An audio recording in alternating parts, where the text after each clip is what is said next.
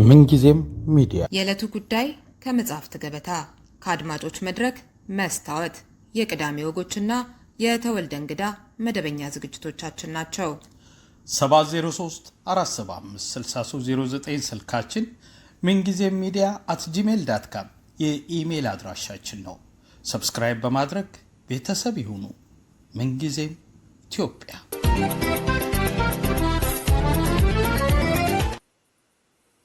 ሰላም ጤና ይስጥልኝ። እጅግ ዝቅተኛ ከሚባል የኑሮ ደረጃ ተነስታ ወደ ጥሩ የኑሮ ደረጃ የተሸጋገረችው ታታሪዋ ቲክቶከር ቦኒ ትላንት ራሷን እንደምታጠፋ በፌስቡክ እና በቲክቶክ ገጿ አስታውቃ ነበር። ዋቁፋን አኔሴ አመጉያራቲ ዋኖችን ኤሲንገም ኢሲን ጅብሲሴ ኢሲንገድሲሴ ወሬጅስታ ኢፋሙን ሀጎዳ አናፊ ጉያናራ ጉያ በቆና ኮቲቲ የሮ ጋሪ ቀባዳ ጀቸን ቀቡ በቃ አናፍ ኩን ጉያ መዱማቲ ጉያም በቆና ኮ ሰረዳ እስንቻለዳ የሮ ጋሪ ቀባዳ። ወትሮም መርዛማ አስተያየቶችን ታስተናግድ የነበረችው ቦኒ ይህንን አስደንጋጭ አዋጅ ስታውጅ እንኳን አፍጥኙ ሰልችተሽናል የሚሉ አስተያየቶች መሰጠታቸው ቀጥሎ ነበር። ቦኒ ግን የመጨረሻ ቃሏን ይቅር ብያችኋለሁ ይቅር በሉኝ አድርጋ እንደተናገረችው ከዚች ምድር ራሷን አሰናብታለች። ለዚህ የዳረጋት ትክክለኛ ምክንያት ባይታወቅም ብዙዎች ጉዳዩን ይደርሷት ከነበሩ ከስድብና የማሸማቀቂያ ቃላት ጋር እያያያዙት ነው። በዛሬው መስታወት ፕሮግራማችን በዚህ ጉዳይ ጠበቃ ሰብለ አሰፋ በማህበራዊ ትስስር ገጿ የሰጠችውን አስተያየት እናስቀድምና ከጥቂት ዓመታት በፊት ከአእምሮ ሕክምና ስፔሻሊስቱ ዶክተር ዮናስ ላቀው ጋር ራስን በማጥፋትን በተመለከተ አድርገነው የነበረውን ጠቃሚ ውይይት ለትውስታና ለትምህርት ይሆን ዘንድ እንጋብዛችኋለን። ለቦኒ ቤተሰቦች፣ ወዳጅ ዘመዶች መጽናናትን እንመኛለን። በጣም የሚያሳዝን ማመን የሚያቅት ነገር ነው። እንግዲህ ከዚህ ጋር በተገናኘ እየተነሳ ያለው የተለያየ ሰው ሜንሽን እያደረገኝ ያለው ያኔ እንኳን ወዲያውኑ ራሴን ላጠፋ ነው ብላ ገመድ ይዛ በምትታይበት እንኳን ሰዓት በጣም ጭካኔ የተሞላባቸው በጣም ሳይበር ቡሊንግ የሚባሉ በጣም ክፋት የተሞላባቸው ኮሜንቶች ነበር ከታች የሚሰጣት። ያ ነገር ራሷን እንድታጠፋ ማነሳሳት ተደርጎ በወንጀል ሊያስቀጣቸው አይገባም የሚል ነው።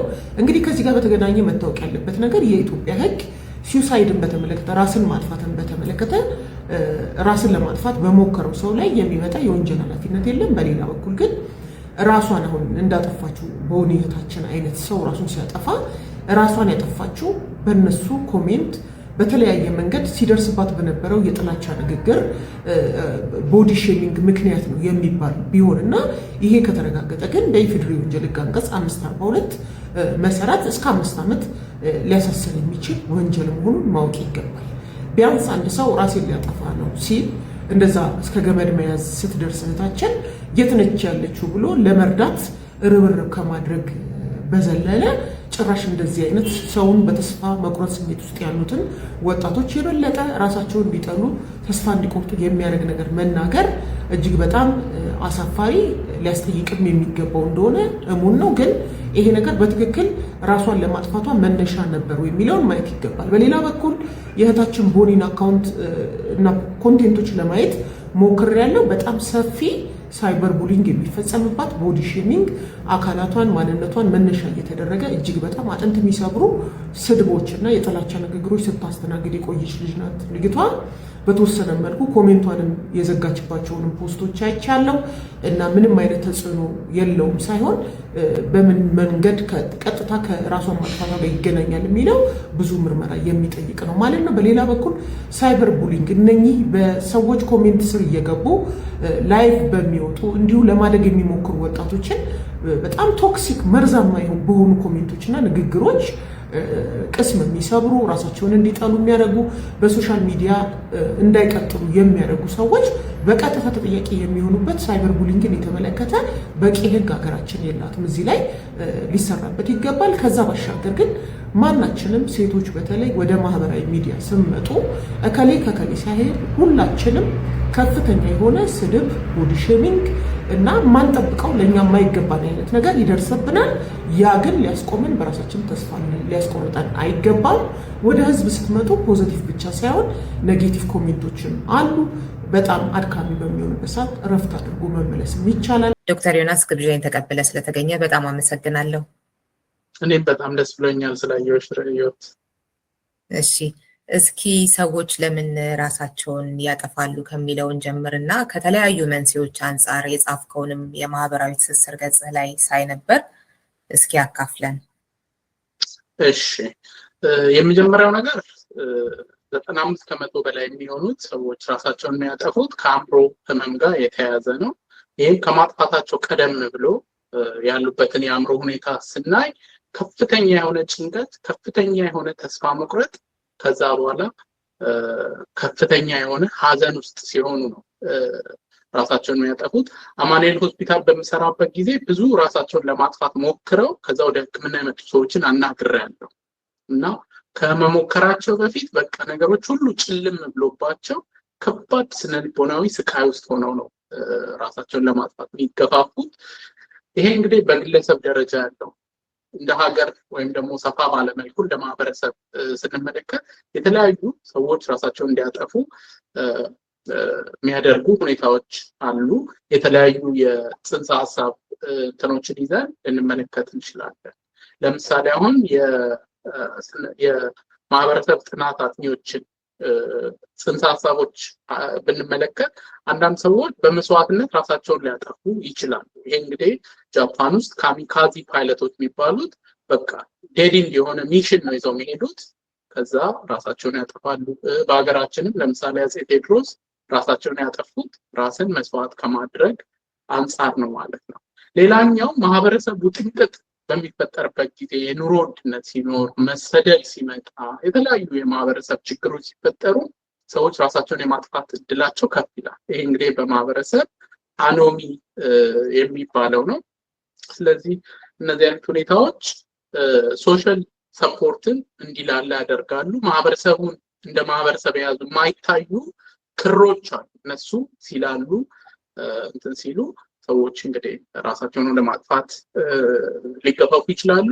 ሌላኛው እንግዲህ ፋታሊስቲክ ሱሳይድ የምንለው ሰዎች በተለያየ ምክንያት ከባድ የሆነ ጭንቀት ውስጥ በሚገቡበት ሰዓት ራሳቸውን ሊያጠፉ ይችላሉ። ይሄ እንግዲህ በባይተዋርነት ስሜት፣ በብቸኝነት፣ ከዛ ቅድም እንዳነሳው በአእምሮ ህመም ጋር የተያያዘ ሊሆን ይችላል ማለት ነው።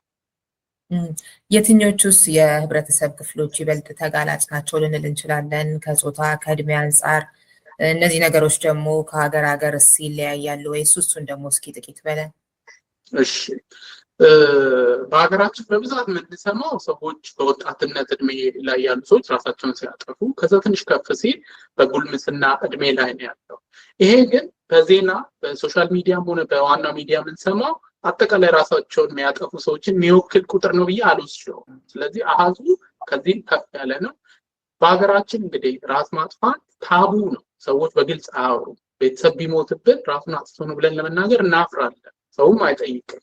ስለዚህ ይሄ ዝም የሚባል ተከድኖ ይብሰል የሚባል አይነት ርዕሰ ጉዳይ ነው። በጣም ታቡ ነው እና ከዚህ አንጻር የምንሰማቸው ዜናዎች ሙሉ ራሳቸው የሚያጠፉ ሰዎች ይወክላሉ ብዬ አልገምትም።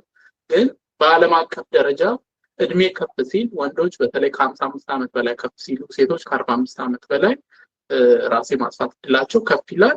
በአስራዎቹ መጨረሻ እና በሀያዎቹ መጀመሪያ ላይ ደግሞ ኢምፐልሲቭ ሱሳይድ ምንለው በድንገት የሚደረግ ራስ ማጥፋት የመከሰት እድሉ ከፍ ይላል። በወጣትነት እድሜ ላይ እና በእርሊ አደልትሁድ ወይም በአስራዎቹ መጨረሻ እና በሀያዎቹ መጀመሪያ ላይ ወጣቶችን ለሞት ከሚዳርጉ መንስኤዎች አንደኛው አደጋ ነው፣ የመኪና አደጋን ጨምሮ የተለያዩ አደጋዎች። ሁለተኛው ደግሞ ራስን ማጥፋት ነው። ስለዚህ ሁለተኛው የሞት መንስኤ በተለይ በወጣቱ ላይ የራስን ማጥፋት ነው። ይሄ በጣም የሚያሳስብ ነው። ከጾታ አንጻር ስንመለከተው ወንዶች ከሴቶች ይልቅ የማጥፋት እድላቸው ከፍ ያለ ነው። የተለያዩ ምክንያቶች ሊነሱ ይችላሉ። አንደኛው መንስኤ ወንዶች ራሳቸውን ለማጥፋት የሚጠቀሙባቸው መንገዶች፣ ይሄ እንግዲህ ሚንስ ኦፍ ሱሳይድ እንለዋለን። በቃ ሰውም እንዲደርስ የሚያስችሉ አይደሉም። ለምሳሌ በገመድ ሰዎች ታንቀው ይሞታሉ፣ በመሳሪያ ራሳቸውን ሊገሉ ይችላሉ። ይሄ ሰውም እርዳታም ሊደርስ አይችልም። ሴቶች በተቃራኒው መርዝ መጠጣት፣ መድኃኒቶችን መውሰድ ወዘተ እነዚህ ሰው ሊደርስላቸው ይችላል፣ በሕክምና እርዳታም ሊተርፉ ይችላሉ ማለት ነው። ለምንድን ነው ግን እንደዛ የሚሆነው? የወንዶችና የሴቶች መንገዱ ራሱ የተለያየበት ምክንያት ይኖረዋል? ወንዶች እንግዲህ ይሄ ኢምፐልሲቪቲን ስንመለከት፣ ኃይለኝነትን ስንመለከት ወዘተ ወንዶችና ሴቶች መካከል በጣም ልዩነት አለ። ወንዶች በጣም ኃይለኝነት የወንድነት ሆርሞን ቴስቴስትሮን የሚባለው ራሱ ኃይለኝነት እንትን ይላል፣ እንደዚህ አይነት እንትን ያመጣል። ሴቶች ደግሞ ሞር ፕሮሶሻል ጸባዮች ይስተዋሉባቸዋል። ማለት እንግዲህ ልጅ መውለዱ፣ ምጡ፣ ልጅ ማሳደግ ምናምን እንደዋል አይደለ ለስለሴ ማለት ነገሮችን ቀለል አድርጎ የመመልከት ጭንቀት ውስጥም ቢሆኑ በጣም ራዲካል የሆኑ መንገዶችን ያለመጠቀም። ከዛ ባሻገር እንግዲህ አቬይላቢሊቲ ኦፍ ሚንስ ወይንም ደግሞ ራስን ለማጥፋት የሚጠቀሙባቸው ነገሮች በእጃቸው ላይ በአቅራቢያቸው አለ ወይ ስንል ለምሳሌ መሳሪያ፣ የግል መሳሪያ ያላቸው በብዛት ወንዶች ናቸው በዓለም አቀፍ ደረጃ በሀገራችን። ስለዚህ ከዛ አንጻር ሊሆን ይችላል። ምናልባት ደግሞ እንግዲህ ሌሎችም ምክንያቶች ካሉ ያላወቅኳቸው ጥናትም ሊደረግ የሚያስችል ነገር ነው። ቅድም እንደጠቀስከው በእኛ ሀገር ብዙ የሚደባበቅ ሁኔታና ብዙም የምንሰማው ነገር አልነበረም በፊት አንዳንድ ጊዜ ያው ቁጥሩም አነስተኛ ነው፣ ሃይማኖተኛም ህዝብ ስለሆነ እንደዚህም የሚባሉ ጉዳዮች ነበሩ። አሁን ደግሞ በደንብ እየተሰማ ነው።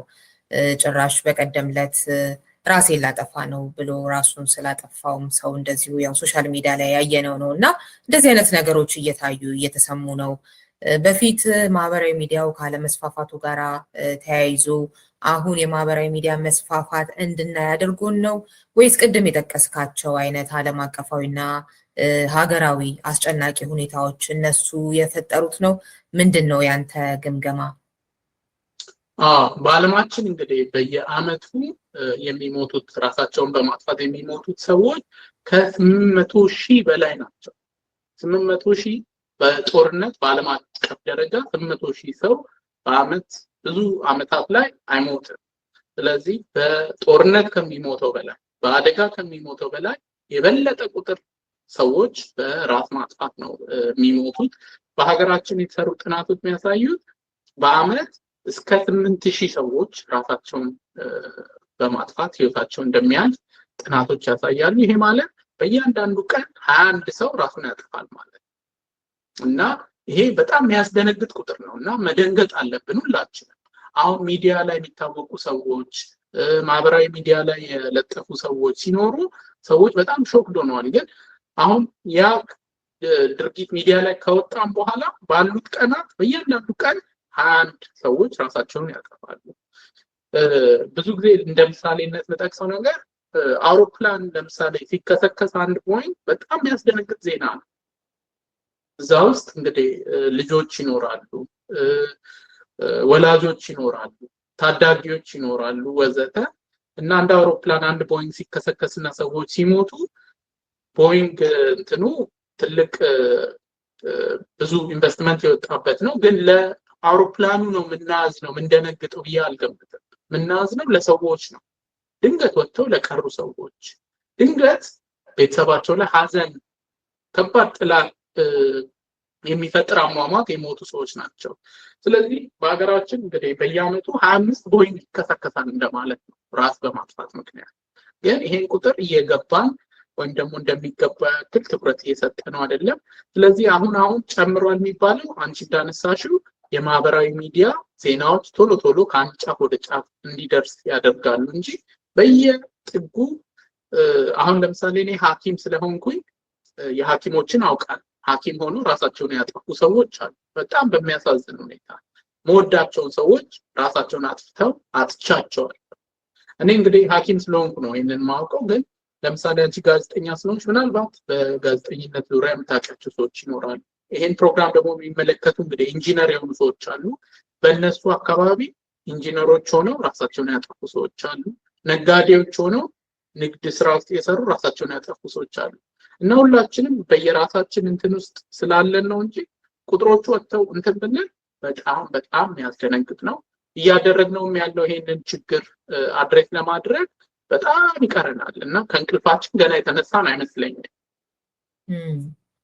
እውነት ነው። በደንብ መነጋገር ያለብን ስለ መፍትሄዎቹም እንደዚሁ ብዙ ሊባልባቸው የሚገባ ነው። ብዙ እያልንበት አይደለም።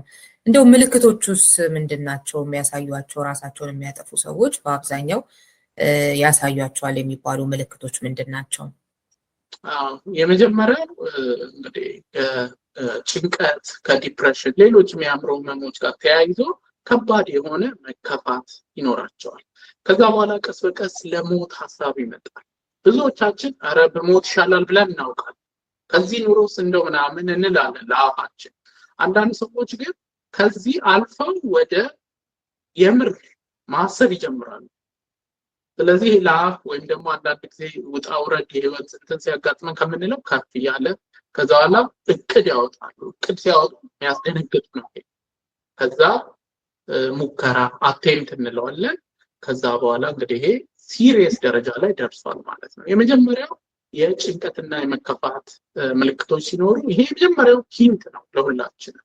ስለዚህ በተለይ የምንወዳቸው ሰዎች በቅርባችን ያሉ መከፋት፣ ጭንቀት፣ ተስፋ መቁረጥ ውስጥ ሲሆኑ ምናልባት ስለ ራስ ማጥፋት ማሰብ መጀመር አለብን።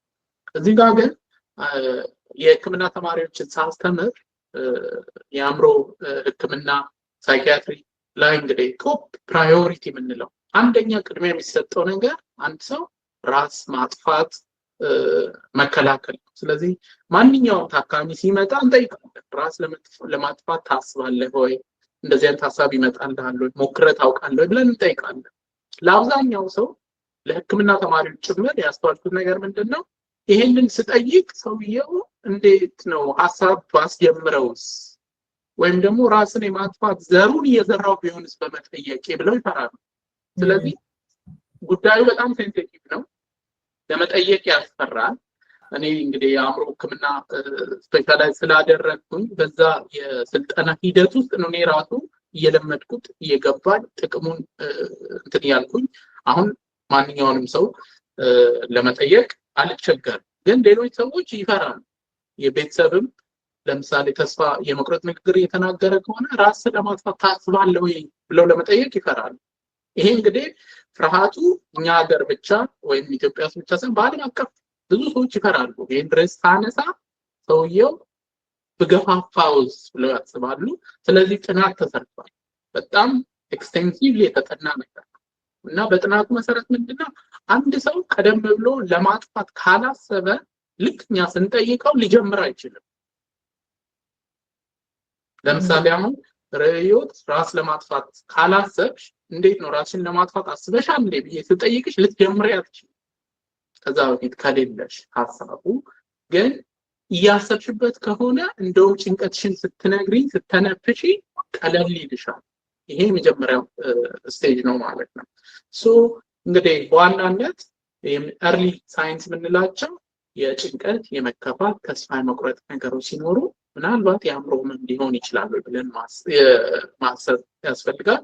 ከዛ ለራስ ደግሞ ስለማጥፋት በግልጽ ሰዎች እየተናገሩ ከሆነ ይሄ ጠቋሚ ምልክት ሊሆን ይችላል ማለት ነው። ቀረብ ብሎ መጠየቅ እንደዚህ አይነት ሀሳብ አለ እንዴ ብሎ መጠየቅ ምንም ችግር የለውም። ምንም ሰዎች ያላሰቡ ሰዎችን እንዲጀምሩ አያደርግም። ያሰቡ ሰዎች ግን የሚነግሩት ሰው ያጣሉ። ብዙ ጊዜ ያጋጠመኝ ቢያንስ ለአንድ ሰው መንገር ከቻለ ቁጭ ብለው አብረው የሚረዳቸው ሰው ቶሎ መከር አድርገን እኛ መሸኘት ነው የምንፈልገው። አይዞ በርታ ምናምን አትጨናነቅ ምናምን ብለን መሸኘት ነው የምንፈልገው። ምቾት ማይሰጥ ርዕስ ሲመጣ አንድ ሰው ተጨንቆ ለምሳሌ አትጨነቅ ማለት ዩዝለስ ነው ማለት አሃው አትጨነቅ አንተ የሚገርም ሀሳብ ነው ያመጣልኝ በል በቃ ካሁን ወዲያ አልጨነቅም ያለ ሰው የለም እስካሁን በታሪክ እና አንኮምፈርተብል ነው ውይይቱ የሚሆነው ከባድ ነው እና ብዙዎቹ ይሄንን ከባድ ውይይት የሚያደርጉት እና የሚያዳምጣቸው ያለ ፍረጃ ሰው የላቸው። ስለዚህ ቀረብ ብሎ ማናገር ከዛ ደግሞ የአእምሮ ህክምና እንዲያገኙ ማድረግ ጥሩ ይመስለኛል። ያኛው ትንሽ ከበደኝ፣ ግን ያው እናንተ በጥናት ያረጋገጣችሁት ነገር ከሆነ እያሰበ ኦልሬዲ ከነበረ ነው እንጂ አያሳስብም የሚለው ለሌሎች ጉዳዮችም አይሰራም ይሄ ነገር ወይስ አሁን ከዚህ ጋር የተለየ ነገር አለው? አንድን ነገር ሰው ጋር ያልነበረ ነገር መጫር ይቻላል አይደለ? ያው የቃልም ጉዳይ ያፈርሳልም ያድናልም። እንዲህ ስንል ቃላት ያላቸውን ሀሳብ የሚሸከመውን ነገር ነው በቃላት አማካኝነት እና ራስን ማጥፋት ላይ ለምን የተለየ ሆነ? አዎ እንትኑ እንግዲህ የአእምሮ ሕክምና ላይ ሁሉንም ሰው የሚመጣውን ለሕክምና ሰው እንጠይቃለን። ስለዚህ አሁን አንቺ እንደከበደሽ መጀመሪያ ላይ እንደዚህ ሲባል ከብዶኝ ነበር። ሰውን በሰላም የመጣ ሰው ለምሳሌ እንቅልፍ ችግር አለብኝ ብሎ አንድ ሰው ሲመጣ ስለ መከፋትም አላወራም፣ ራስ ስለማጥፋትም አላወራም። ከመሬት ተነስቼ እንዴት ነው ብሞትስ ትላለህ ወይ? አንዳንድ ሰዎች ይላሉ። ያው አጠያየቁ ሙያዊ ሲሆን ቴክኒክ ይኖሩታል። ቀለል በሚል መልኩ ሰዎች ኦፕን አፕ እንዲያደርጉ በሚያደርግ ቴክኒክስ ነው የምንጠቀመው። ግን እንዳጠቃላይ በጣም ብዙ ሰዎችን ይህን ጥያቄ ጠይቄያለሁ። በመቶዎች የሚቆጠሩ ሰዎችን ማለት ተጨንቀው ወደ ሕክምና የመጡ በተለያየ ምክንያት እና ሲጠየቁ አሃ ብሎ የመጣለት ሰው የለም እንደ አማራጭ ማለት ነው። ግን የመጨነቅ ከዛ ደግሞ ራስ ለማጥፋት ያሰቡ ሰዎች አጋጥመውኛል። ማንም ሰው ጠይቆኝ አያውቅም፣ ግን እኮ አስባለሁ ይላሉ። ስለዚህ ልክ አውጥተው መናገር ሲጀምሩ መፍትሄ እንፈልግለታለን፣ ችግር የለውም። ግን ይሄ ሰውዬ የሚነግረው ሰው እንግዲህ ጓደኛም ያፍረዋል፣ ቤተሰብም ምን ብዬ ልጠይቅ ይላል። አንዳንድ ጊዜ ሕክምና ቦታም ሲሄድ እኛም መጠየቅ ስለምንፈራ ሰውየው ታፍኗል። እንግዲህ ጭንቀቱ ኢንኢፈብል የሆነ ሳይኪክ ፔን ነው የሚለው በእንግሊዝኛ፣ ለመግለጽ የማይቻል ወይም ለመግለጽ የሚያዳግት የስነ ልቦና ስቃይ ውስጥ ነው ያለው አንድ ሰው። ስለዚህ ይህን ስቃይ ስትናገሪ እንኳን ይወጣልሻል በተወሰነ መልኩ። ይሄ በደንብ በጥናት በተደጋጋሚ የታየ ነው። ፕራክቲካሊ ለተወሰነ ዓመታት አእምሮ ሕክምና ስሰራ በጣም ብዙዎችን ጠይቄያለሁ።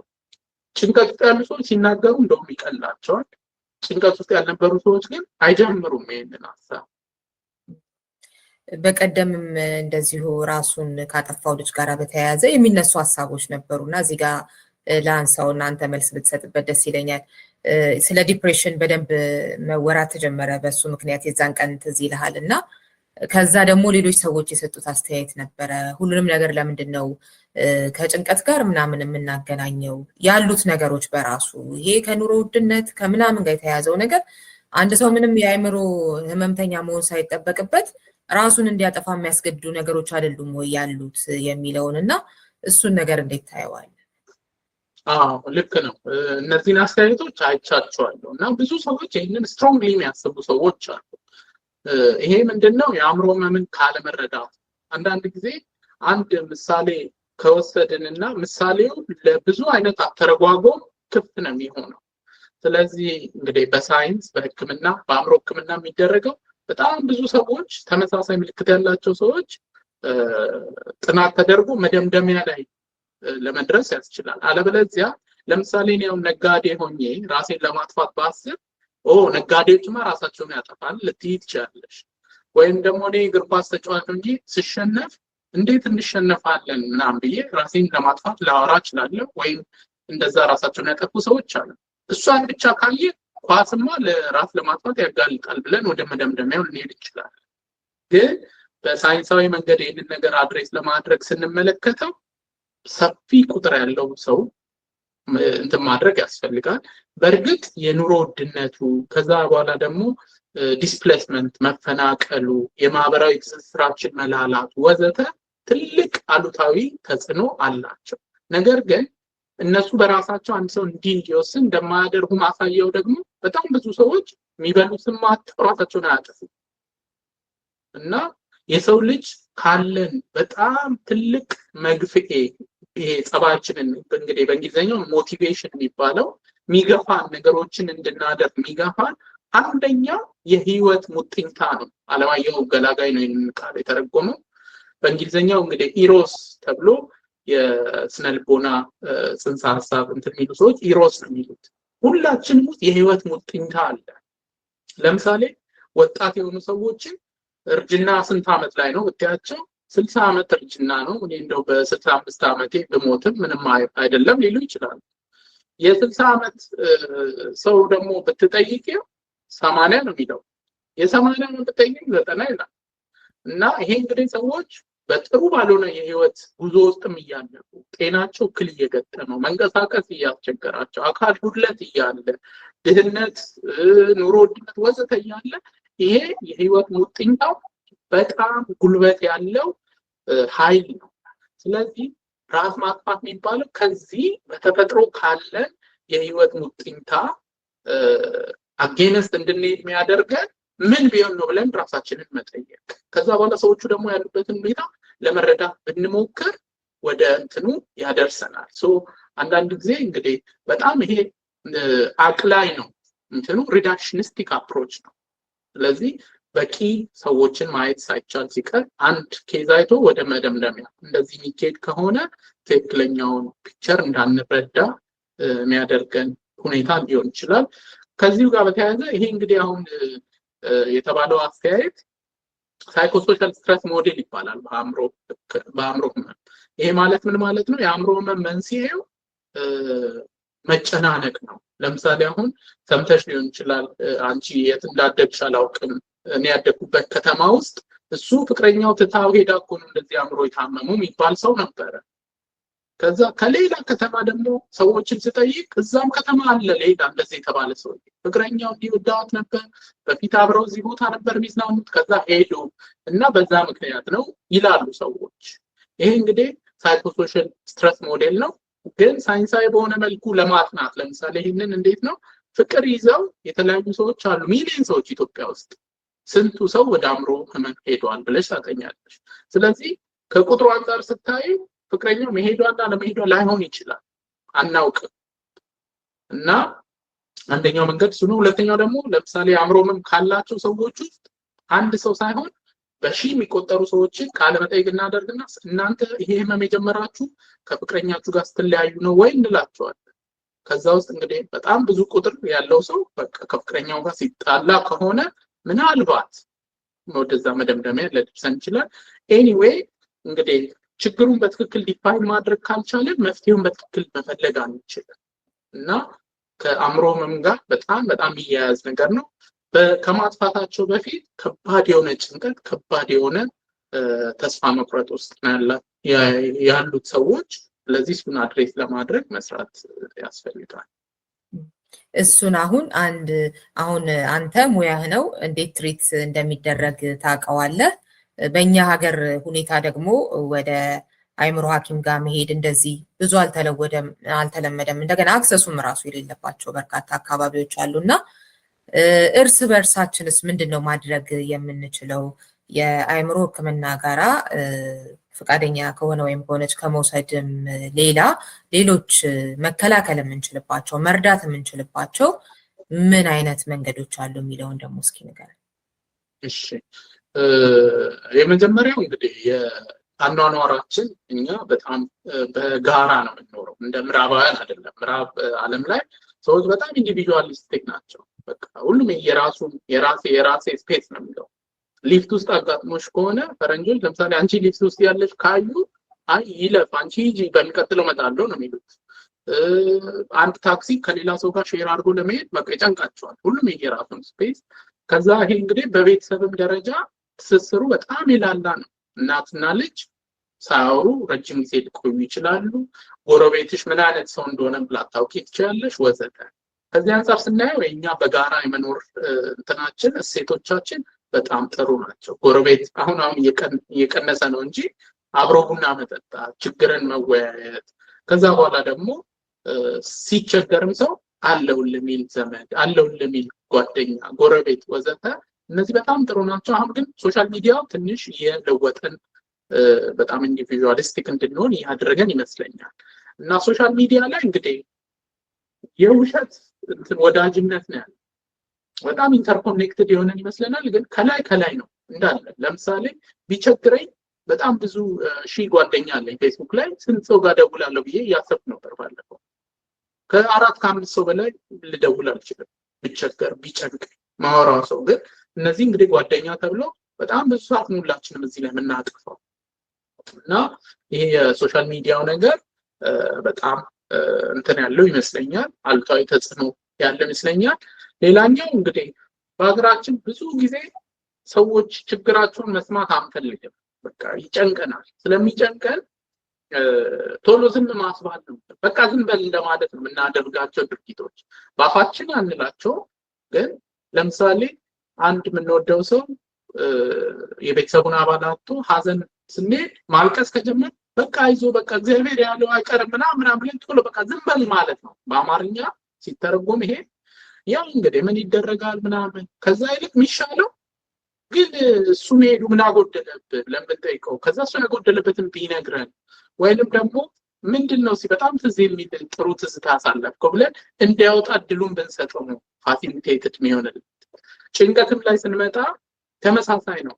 ብዙዎቻችን ለምሳሌ ሰላም ነው አንዳንድ ጊዜ የኛ ሀገር ሰላምታ አናላይዝ ሲደረግ በጣም ውስን የመረጃ ልውውጥ ያለው ብዙ ቃላት ይመስለኛል። ለምሳሌ እንዴት ነህ፣ ሰላም ነው፣ አማን ነው፣ ጠፋ፣ ታከስ፣ አለን፣ ሁሉ ሰላም እና በጣም ረጅም ነው እንትኑ ቃል ምልልሱ ረጅም ነው፣ ግን ሰላም ብቻ ነው።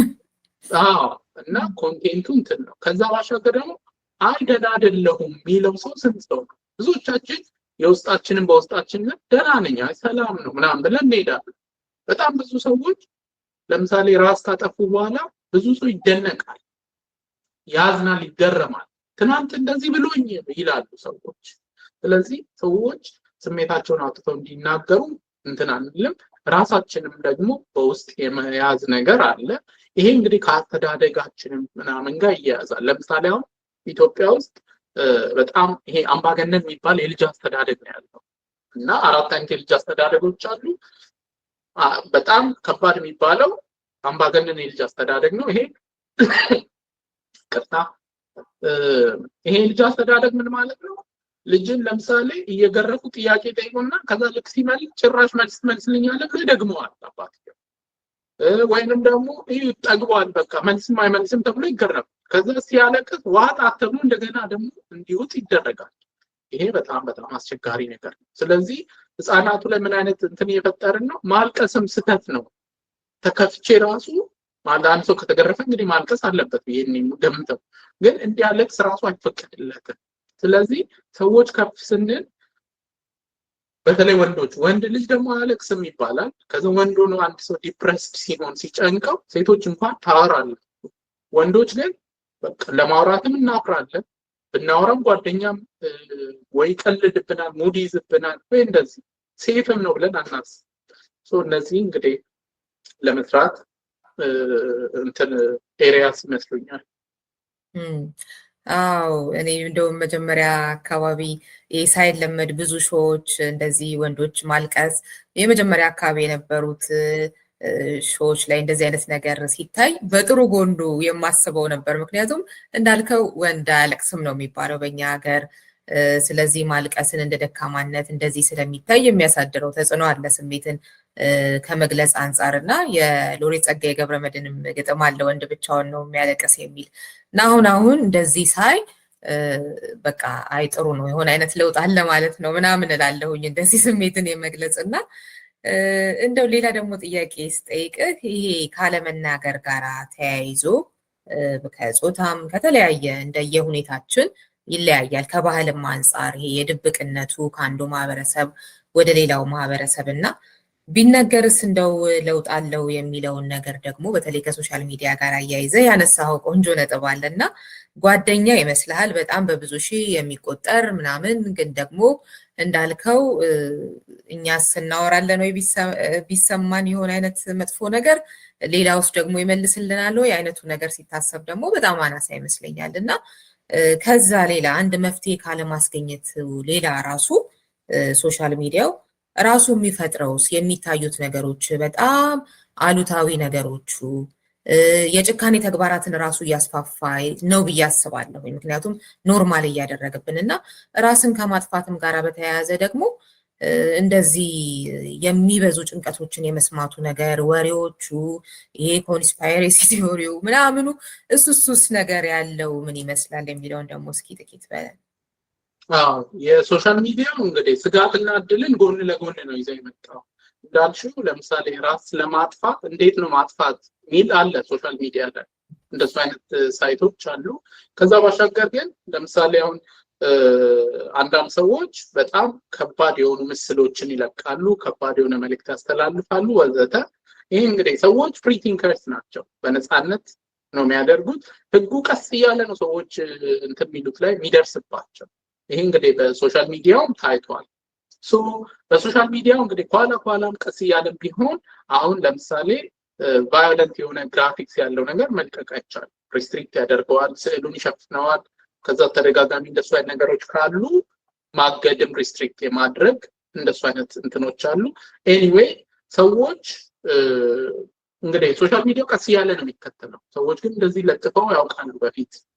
ከዛ ባሻገር ለምሳሌ እኔ ራስን ስለማጥፋት የተወሰኑ ፖስቶችን ጽፌ ነበረ ፌስቡክ ላይ እና ልክ ስጽፍ ፌስቡክ የሆነ ጊዜ መልእክት ላከልኝ፣ አር ዩ ኦኬ ራስን ለማጥፋት እና እንዲህ ሪሶርሶች አሉ ይህንን ነገር ይኸው ሚል እንትን አለ ማለት ነው።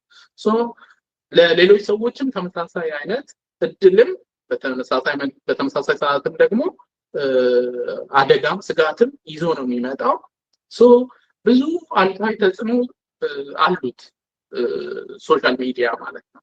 አሉታዊ ተጽዕኖ ስንል ለምሳሌ ሰዎች ኢንሴኪዩር እንዲሆኑ በአጠቃላይ ስለ ህይወታቸው፣ ስለ መልካቸው፣ ስለ ኑሯቸው። ምክንያቱም ለምሳሌ እኔ ከጓደኞቼ ጋር ስዝናና ነው ፎቶ ምለቀው እንጂ ከዛ በፊት ስንጨቃጨቅ ያለውን ፎቶ ልለቅ አልችልም። ወይም ደግሞ 10 ሚሊዮን ፎቶ ተነስቼ ከዛ ውስጥ ጥሩ ነው በቃ እኔ እንደው አሪፍ እይታ ይፈጥርልኛል የሚለውን ነው የምለጥፈው እንጂ ከዛ በፊት ያሉትን ፎቶዎች ልለጥፍ አልችልም። ስዝናና ጥሩ ሀሳብ ሳመነጭ ምናምን ነው ፌስቡክ ላይ የምለጥፈው። በእውነታው ግን እንደዛ አይደለም።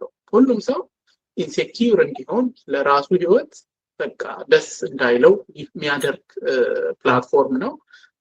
በተመሳሳይ ሰዓት ግን ለምሳሌ የአእምሮ ጤናን ግንዛቤ ራስን ስለማጥፋትም በተመሳሳይ እንደዚሁ ግንዛቤ ለመፍጠር ደግሞ በጣም በቀላሉ ኦርጋናይዝ ማድረግ ይቻላል እና ኦርጋናይዝ ተደርጎም አይተናል። ለምሳሌ በራስን ስለማጥፋት ቪዲዮ ሰርቼ ነበረ እና በጣም ብዙ መልእክቶች ነው የተላከሉ።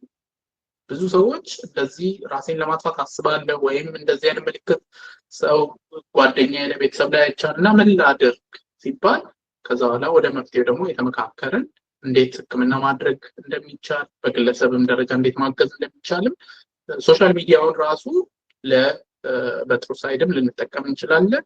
ሶሻል ሚዲያ እንግዲህ አይቀሬ ነው ማለት በጣም ራዲካል ሆነን እንግዲህ ወይም ራዲካል ኮንሰርቫቲቭ አለ አይደለም በቃ ወግ አጥባቂ ሆነን አይጠቅምም ይከልክልና ልንል አንችልም። በቃ ከቁጥጥር ውጭ ሆነዋል። አብዛኞቻችን ደግሞ ወላጅ የሆኑ ሰዎች ህፃናቱን ለመቆጣጠር አቅሙ የላቸውም፣ እውቀቱ የቴክኖሎጂ እውቀት የላቸውም። ስለዚህ ይሄ አስቸጋሪ ነው የሚሆነው። እኔ እንግዲህ ማስበው ሶሻል ሚዲያ ላይ እንትን ነው በጥሩ ነገሮች ማጥለቅለቅ ግን ይቻላል ማለት መጥፎ ነገሮች መልእክቶች ይተላለፋሉ፣ ጥሩ ያልሆኑ ግሩፖች አሉ ምናምን እነሱን በመቃወም ብዙ ለውጥ ይመጣል ብዬ አላስብም። ግን በጣም ማጥለቅለቅ በቃ በጥሩ ጎኑ ከዛ በኋላ እነሱ የሚገባቸውን ያክል ትንሽዬ ስፔስ ይኖራል፣ በጣም ቮካል እንዳይሆን። አዎ እንዳልከው እንግዲህ ያው መጥፎውን ነገር ስንለው ብንውል ምንም የሚመጣ ነገር የለምና ጨለማን ከመውቀስ ሻማ ማብራት አንድ ሻማ ማብራት የሚባለውም ለዛ ነው። ያንተንም ስራዎች ያለውኝና ቲክቶኩንም እንደዚሁም ፌስቡክ ላይ እንደዚህ ብቻ በማህበራዊ ሚዲያው ላይ ያለህን ተሳትፎ ከአይምሮ ጤና አንጻር በተለይ ያበረከትክ ያለውኝና እንደው አድራሻዎችን የፌስቡክን ምንድነው የሚለውን የማያውቁ ቢኖሩ የቲክቶኩንም በዚህ አጋጣሚ ብትነግራቸውና ያተርፉበታል፣ ይጠቀሙበታል ከአይምሮ ጤና አንጻር በተለይ።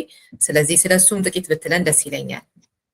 እሺ፣ የፌስቡክ ላይ ሜንታል ዌልነስ የአእምሮ ጤና የሚባል የፌስቡክ ገጽ 4 ዓመት ተኩል እንደዚህ ሆኖታል እና የተለያየ የአእምሮ ጤና ግንዛቤ መረጃዎችን እዛ ላይ ለጥፋለሁ። በዩቲዩብ እና በቲክቶክ ደግሞ ዶክተር ዮናስ ላቀው የሚል ቻናሎች አሉኝ። እዛ ላይም በተመሳሳይ የአእምሮ ጤና መረጃዎችን ለቃል። ይህንን እንዳደርግ ያደረገኝ አማኑኤል ሆስፒታል ልክ መስራት ሲጀምር በጣም ብዙ ሰዎች ቶሎ አይመጡም የአእምሮ ሕክምና ላይ። በጣም ብዙ ቦታ ሄደው ብዙ ገንዘብ አውጥተው ቤተሰብ ተንከራቶ ምናምን መጨረሻ በቃ ሲሞከር ተብሎ ነው አማኑኤል የሚያመጡት ሰዎች። እና አንዳንድ ጊዜ በጣም ጥሩ አቅም ያላቸው በጣም ብዙ ነገር መስራት የሚችሉ የዩኒቨርሲቲ ተማሪዎች ስራም ያላቸው ሰዎች ቆይተው ይመጣሉ። ብዙ ተንገላተው ቤተሰብ በቃ መከራውን አይቶ ምናምን ከዛ ሕክምና ስንሰጣቸው ሕክምናው ውጤት እንደሚጠበቀው አይደለም እና በጣም ያሳዝናል። ሁሌ እጸጸታለሁ። ይሄ ሰው ምን አለ የዛሬ 6 ወር መጥቶ ታክሞ ቢሆን የዩኒቨርሲቲ ትምህርቱን ይጨርስ ነበረ። ምን አለ ቀደም ብሎ ቢመጣ ኖሮ ህመሙ እንደዚህ ሳይባባስና ሕክምናው ከባድ ሳይሆን ቢመጣ ኖሮ እና ቁጭ ብሎ እንግዲህ አማኑኤል ሰዎች እስኪመጡ መጠበቅ በጣም ከተባባሰ በኋላ ነው ለቤተሰብም ለታካሚም ለሐኪምም በጣም የሚያስደስት ላይሆን ይችላል አንዳንድ ጊዜ እና ስለዚህ ግንዛቤያችን እንግዲህ ቁጥሩ ደግሞ ጥናቶች ላይ ስመለከት በጣም የሚያስደነግጥ ነው። ከባድ የአእምሮ ህመም ከሚባሉት ቀላል ለምሳሌ የእንቅልፍ እጦት፣ ሌሎች ጭንቀት፣ ወዘተ እነሱን ትተን በጣም ከባድ የሚባሉትን የአእምሮ ህመሞች ስንመለከት ከ10 ሰዎች ውስጥ ወደ ሕክምና መሄደው አንዱ ነው። 9 ጎዳና ላይ ያለ ሰው አለ። ቤት ውስጥ ታስሮ ይቀመጣል። አዲስ አበባ ውስጥ ታስረው ማንም ሰው አይቷቸው ማያውቅ ጎረቤት ሊኖር ይችላል። ለምሳሌ ግማሹ የት እንዳለ ቤተሰብ አያውቅም። አንዳንዱ በጣም ከባድ ሱስ እየተጠቀመ በቃ በጣም አስቸጋሪ የኑሮ እንትን ውስጥ ነው ያለው። ስለዚህ 9ኙ ሕክምና አይመጡም ጭራሽ። 1 ከ10 ውስጥ ይመጣሉ። እነሱም ዘግይተው ነው የሚመጡት። ስለዚህ ሰዎች ቶሎ እንዲመጡ የአእምሮ ህመም ደግሞ በጣም ውጤታማ ነው ሕክምና ከልብ ህመም፣ ከአጥንት ሕክምና፣ ከውስጥ ደዌ፣ ከቀዶ ጥገና ጋር ተነጻጻሪ ነው። በጣም አብዛኛው ቶሎ ከሄዱ ውጤታማ ሕክምና ያገኛሉ። ስለዚህ የፌስቡክ ከዛም ደግሞ በቅርቡ ቲክቶክ እና ዩቲዩብ የግንዛቤ መስጫው የጀመርኩት በዛ ምክንያት ነው እና እንድቀጥል ደግሞ የሚያደርገኝ በተለይ የፌስቡክ ላይ አሁን ትንሽ ደከም ብያለሁ እንጂ በጣም ኮንሲስተንትሊ ነበረ ምጽፈው። ኦልሞስት በየቀኑ እጽፍ ነበረ እና እንድጽፍ የሚያደርገኝ ምንድነው ለምሳሌ ዛሬ ስለ እንቅልፍ እጦት ፖስት ሳደርግ በጣም ብዙ ሰዎች መልእክት ይልካሉ። እንቅልፍ እጦት ውስጥ ናቸው ግን ህመም እንደሆነ እንደሚታከም አያውቁም። ወይንም ደግሞ ለምሳሌ የመርሳት ህመም ወላጃቸው ወይም አያቶቻቸው የመርሳት ህመም ውስጥ ያሉ ሰዎች አሉ። ስለ መርሳት ህመም ወይም ደግሞ ከመርሳት ህመም ጋር ተያይዞ ስለሚመጣ የጸባይ መለዋወጥ፣ መነጫነጭ፣ እንቅልፍ እምቢ ማለት ስጽፍ በጣም ብዙ ሰዎች እንትን ይላሉ። ስለዚህ በሀገራችን ያለው እንግዲህ ጤና ግንዛቤ ከአገልግሎቱ ከመስፋፋቱ በፊት ዲማንዱን ኢንዲዩስ ማድረግ ያስፈልጋል እና ሰዎች ልክ መልእክቱ ሲመጣ ብዙ ሰውን ቤት ያንኳኳል።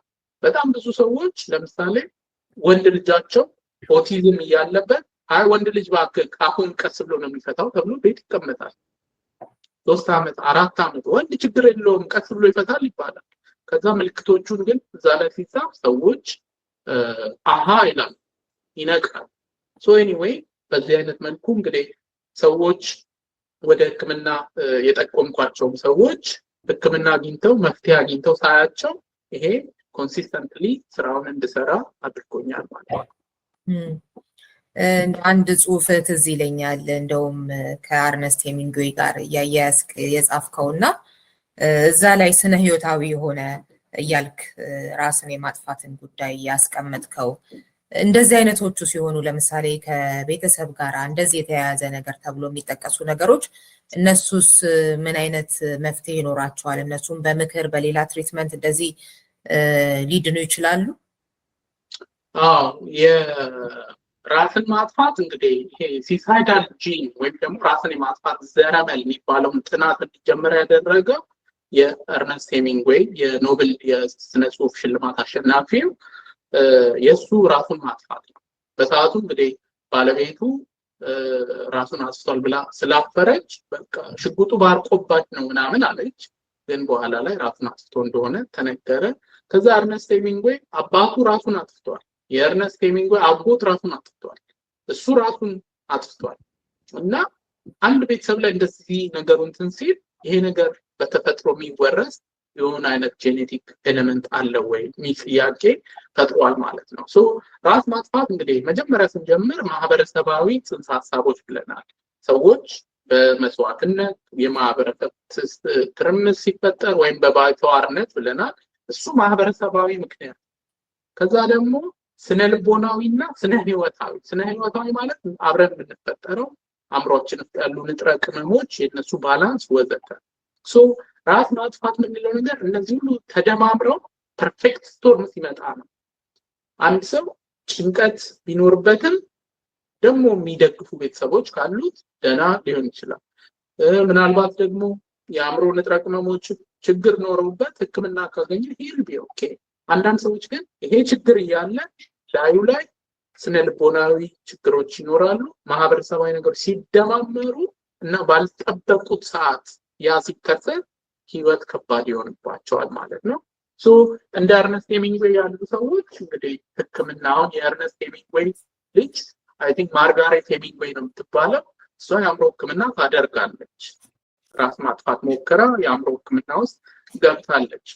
የኤርነስት ሄሚንግዌይን ለማንሳት የምፈልግበት ምክንያት አንዳንድ ሰዎች ሰው በደካማነት ምክንያት ራሱን ያጠፋ ይመስላቸዋል። በቃ እንዴት ህይወትማ እንዴት ጠንካራ መሆን አለብህ ምናምን ይላሉ። እና የኤርነስት ሄሚንግዌይ ታሪክ የሚያሳየን ነገር አለ። በጭንቅላት ሄሚንግዌይ በጣም አስደናቂ ከሚባሉ የስነ ጽሁፍ ሰዎች ነው። በጣም ሻርፕ ነው አእምሮ። ከዛ ደግሞ በአካል ደግሞ ስናየው ኤርነስት ሄሚንግዌይ ክሊማንጃሮ ተራራን ወጥቶ አውሮፕላን ተከስክሶ የተረፈ ሰው ነው። አንበሳና ዝሆን ሳፋሪ ኬንያ ሄዶ ሲያድን የነበረ ሰው ነው። ከዛ በኋላ ጥልቅ ባህር ውስጥ እየገባ ትልልቅ አሳ የሚያድን ሰው። አእምሮ በጣም ጠንካራ ነው፣ አካሉ በጣም ጠንካራ ነው። ግን የመቆመን ማንም ሰው ላይ ሊከሰት ይችላል። ይሄ ጠንካራ ሰው ራሱን ካጠፋ ሌሎቻችን ላይ ሊከሰት ይችላል እና ከጥንካሬና ከድክመት ጋር ወዘተ የሚያያዝ አይደለም። እሺ፣ በጣም ነው የማመሰግነው። እንግዲህ በበርካታ በተለይ ደግሞ ከአእምሮ ሕክምና ጋር በተያያዘ ጉዳዮች ወደፊትም እያስቸገርኩ ቆይታ ይኖረናል ብዬ አስባለሁ። ለዛሬ ሳልል ባላልፈው የምትለው ነገር ካለ መድረኩ ክፍት ነው። እሺ ራዮት፣ በጣም ደስ ብሎኛል ከአንቺ ጋር ለመነጋገር ስለቻለን። የአእምሮ ህመም ጉዳይ ሁላችንም ቤት አለ፣ ግን ሁላችንም እናፍራለን። አንቺ ቤትሽ ውስጥ ወንድምሽ የአእምሮ ህመም ቢኖረው ልትነግሪ አትችይም። እኔ ለምሳሌ አባቴን ጥቁር አንበሳ ወስጄ የደም ግፊት እንዲታከም ባደርግ ልነግርሽ ይችላል። ግን አባቴን ደግሞ ወስጄ አማኑኤል ሆስፒታል ባሳክም ግን ልነግርሽ አልችልም፣ አፍራለሁ ማለት ነው። ልጆች ኦቲዝም ሲኖርባቸው ሰዎች ለኦቲዝም የሚሆን ትምህርት ቤት የት ነው ብለው ለመጠየቅ በጣም ነው የሚያፍሩት። ግን ጥሩ የግል ትምህርት ቤት የት ነው ብለው ለመጠየቅ ግን አያፍሩም። ስለዚህ ችግሩ በጣም ሰፊ ነው። የአእምሮ ህመም ከ5 ሰው ላይ 1 ሰው ላይ ይከሰታል። ሱስ በጣም የሚቸገሩ ወጣት ሰዎች ሁሉም ቤተሰብ ውስጥ አሉ በሱስ ምክንያት። የአእምሮ ህመም፣ የእንቅልፍ ችግር ወዘተ ሁሉም ቤት ውስጥ ያለ ነገር ነው እና ሁላችንም ዝም ስላልን ግን ችግሩ የሌለ ነገር እየመሰለ ነው። የራስ ማጥፋትን በሚመለከት መደንገጥ አለብን። በየአመቱ 25 ቦይንግ ነው የሚከሰከሰው ኢትዮጵያ ውስጥ። እነዚህ ሰዎች እህት አላቸው፣ እናት አላቸው፣ አባት አላቸው፣ ልጅም አላቸው አንዳንዶቹ እና የእግር እሳት የሆነ ነገር ነው። ጉዳዩ ግን ዝም እያልነው ስለሆነ ወደ መፍትሄ እየሄድን አይደለም። መፍትሄው በዋናነት ስለ አእምሮ ሕክምና ማወቅ፣ ከዛ ላይ ቅድም እንግዲህ ያነሳናቸውን ሰዎች ራስ ለማጥፋት ምልክቶችን እንትን ሲሉ እነሱን እርሊ ፒክ ማድረግ፣ ሰዎችን ለመረዳት መሞከር። እነዚህን ካደረግን በኋላ ሌላኛው ደግሞ የአእምሮ ሕክምና ተደራሽና ጥራት ያለው መሆን አለበት። አሁን በጣም ረጅም ርቀት ይቀረናል። ብዙ ቦታዎች ኢትዮጵያ ውስጥ ተዘዋውሬ ለማየት እድል አጋጥሞኝ ነበር እና ለምሳሌ መቀሌ፣ ጎንደር፣ አሰላ፣ አዳማ፣ ዲላ፣ ጅማ ያሉትን የአእምሮ ሕክምና እንዴት ይመስላል የሚለውን ማለት ነው። አሁን እነዚህ የዘረዘርኳቸው ቦታዎች በጣም ጥሩ የሚባሉት ናቸው። የተወሰነችም አልጋ ብትሆን ለአእምሮ ሕክምና ሰጥተዋል። ሌሎች ቦታዎች ላይ ባለሙያዎች የአእምሮ ሕክምና ይከፈት ሲሉ በጤና ስርዓቱ ማግለል አለ። ለአእምሮ ሕክምና አልጋ አንሰጥም ይላሉ። ከዛ በስንት ጭቅጭቅ በስንት ትግል አልጋ ሲገኝ የሚሰጠው ለአእምሮ የቱ ጋ ነው? ቆሻሻ መጣያ፣ ሽንት ቤት፣ ጨለማ ጋር፣ ጥግ ጋር ወዘተ። ስለዚህ ህብረተሰብ ውስጥ በጣም ማግለል አለ። የጤና ስርዓት ውስጥም የአእምሮ ሕክምና ማግለል አለ። ስለዚህ ሕክምናው ተደራሽ መሆን አለበት። ትንሽም ብትሆን በየቦታው መጀመር አለበት።